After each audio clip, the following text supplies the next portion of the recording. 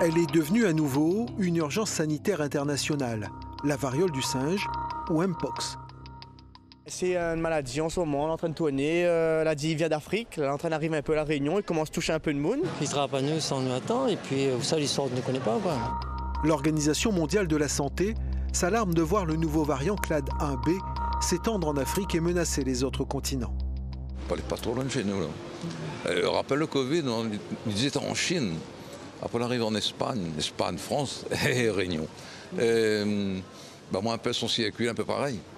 Le nouveau variant n'a pas encore été identifié en France, mais il pourrait être plus virulent et se transmettre plus facilement. Les symptômes, c'est quoi? J'en ai aucune idée.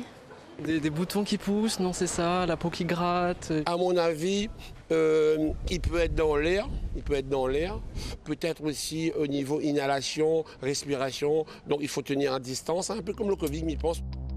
Mpox n'est pas une maladie aéroportée, mais elle est présente dans les sécrétions respiratoires. Elle n'est pas non plus le nouveau Covid, assure l'OMS. La variante 1b est encore méconnue, mais elle pourrait être plus mortelle. On a au moins 500 personnes les morts au Congo, si je ne me trompe pas. Et s'il arrive la Réunion, je pense que ça va être encore plus pire, parce qu'on est une petite île, donc j'espère que les politiciens feront ce qu'il faut en tout cas. Pour enrayer l'épidémie, l'OMS recommande l'intensification de la vaccination.